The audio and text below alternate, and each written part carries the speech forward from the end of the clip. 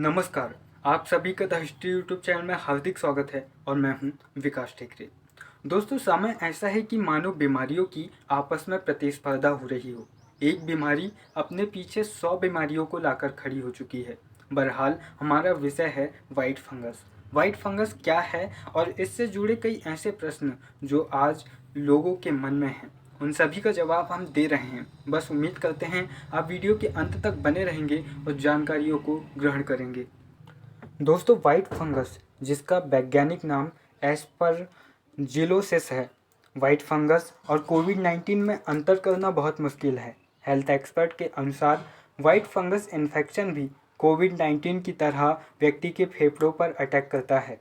White fungus से फेफड़ों के संक्रमण सिस्टम HRCT टेस्ट यानी हाई रिजोल्यूशन कंप्यूटेड टोमोग्राफी के द्वारा पता लगाया जा सकता है। दोस्तों, साधारण शब्दों में कहूँ तो जो ये फंगस होते हैं, यह हमारे जीवन में अहम भूमिका निभाते हैं। आपने कभी बासी ब्रेड देखी होगी, उसके ऊपर एक काली या सफ़ेद तरह की परत चढ़ जाती है और यही फंगस होती है। ये फंगस इन्फेक्शन बहुत कॉमन होते हैं और इन्हीं का संक्रमण शरीर में होने लगता है और हमारे शरीर की प्रतिरोधात्मक क्षमता इन्हें ठीक नहीं कर पाती है। हम जितने भी फंगल बीमारियों को डायग्नोस करते हैं, उनमें ज़्यादातर केस वाइट फंगल इन्फेक्शन के ही होते हैं। हम अब तक इस प्रश्न में थे कि वाइट फंगस होता क्या है, लेकिन अब जानते हैं कि क्या कारण है कि वाइट फंगस होता है। पहला, हमारे शरीर की रोग प्रतिरोधात्मक क्षमता का कम होना। डायबिटीज़ और कैंसर पेशेंट को वाइट फंगस का ज़्यादा खतरा होता है, क्योंकि वे कुछ ऐसी दवाई लेते हैं जो हमारे शरीर की रोग प्रतिरोधात्मक क्षमता को कम करती है, या फिर ऐसी दूसरी बीमारी होना जो हमारे शरीर के इम्यून सिस्टम को भी कम करती है। इसमें चेहरे पर भारीपन महसूस होता है, वही यहाँ नाक में दर्द होता है, क्योंकि जो वाइट फंगस होता है वो नाक के जरिए ही फैलता है। दोस्तों, आप समझ पा रहे होंगे कि ब्लैक और वाइट फंगस के ज़्यादातर लक्षण एक दूसरे से मिलते हैं और एक प्रमुख लक्षण है स्टेरॉइड का शरीर में अधिक होना। अब प्रश्न यह उठता है कि ये स्टेरॉइड होता क्या है। आइए जानते हैं स्टेरॉइड आखिर होता क्या है। स्टेरॉइड एक प्रकार का पदार्थ है जो हमारे शरीर के अंदर पाया जाता है और स्टेरॉइड प्राकृतिक रूप में भी पाया जाता है और उसे केमिकल के जरिए दवाओं में मिलाकर भी प्रयोग किया जा सकता है। स्टेरॉइड गंभीर बीमारियों में प्रयोग होता है। यह कोरोना मरीजों और कैंसर, डायबिटीज़ जैसी गंभीर बीमारियों में इसका इस्तेमाल होता है। साथ ही दोस्तों, स्टेरॉइड का मुख्य कार्य मांसपेशियों का विकास करना होता है। यही कारण है कि जब खिलाड़ियों की डंपिंग होती है और वे पकड़े जाते हैं तो वह एक मुख्य दवा के कारण पकड़े जाते हैं और वह स्टेरॉइड। कई खिलाड़ी स्टेरॉइड इसलिए लेते हैं ताकि उनकी मसल्स अच्छी बन सके। वहीं कोरोना मरीजों के इम्यून सिस्टम को बढ़ाने के लिए भी स्टेरॉइड का प्रयोग किया जाता है, जिसके कारण उन्हें ब्लैक और वाइट फंगस का खतरा बढ़ जाता है, क्योंकि शरीर में स्टेरॉइड का अधिक होना दोनों इन फंगस के लिए खतरनाक है। दोस्तों, आमतौर पर नाक में होने वाला वाइट फंगस धीरे धीरे अपने स्थान से चारों ओर फैलता है, जबकि वहीं ब्लैक फंगस रक्त वाहिकाओं के माध्यम से तेजी से बढ़ता है और यह नाक, आँख की और मस्तिष्क के बाद धीरे धीरे पूरे शरीर में फैलता है। दोस्तों, सोचने वाली बात यह है कि ब्लैक फंगस जो कि बाहरी शरीर में फैलता है, लेकिन जो वाइट फंगस है वह हमारे जो चेस्ट वाला इलाका होता है वहाँ पर ज़्यादा नुकसान पहुँचाता है। और यह समझने में कोई परेशानी नहीं होगी कि जो हमारे शरीर के मुख्य अंग होते हैं वह हमारे चेस्ट में ही होते हैं, जैसे कि फेफड़ा और हार्ट। ब्लैक फंगस मुख्यतः नाक, आँख और मस्तिष्क पर संक्रमण करता है। यह आँख में संक्रमण कर हमारी जान भी ले सकता है, लेकिन वाइट फंगस हमारे शरीर के दूसरे अंगों में भी संक्रमण कर हमारी जान को ले सकता है।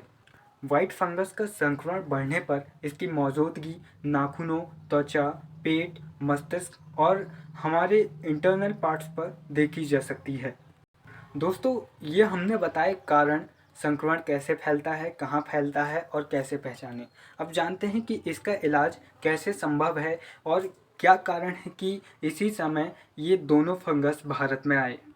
ब्लैक और वाइट दोनों फंगस का जो ट्रीटमेंट है वो वैज्ञानिकों ने पहले ही खोज लिया था और इनका ट्रीटमेंट हो सकता है। हालांकि वाइट फंगस की दवाएं उतनी आसानी से नहीं मिलती, लेकिन दोनों का ट्रीटमेंट संभव है। दोस्तों, जब बिहार में आज से एक हफ्ते पहले जब वाइट फंगस आया और 4 मरीज इसके संक्रमण की चपेट में आए, तब डॉक्टरों का यह मानना था कि यह ब्लैक फंगस से काफ़ी ज़्यादा खतरनाक है।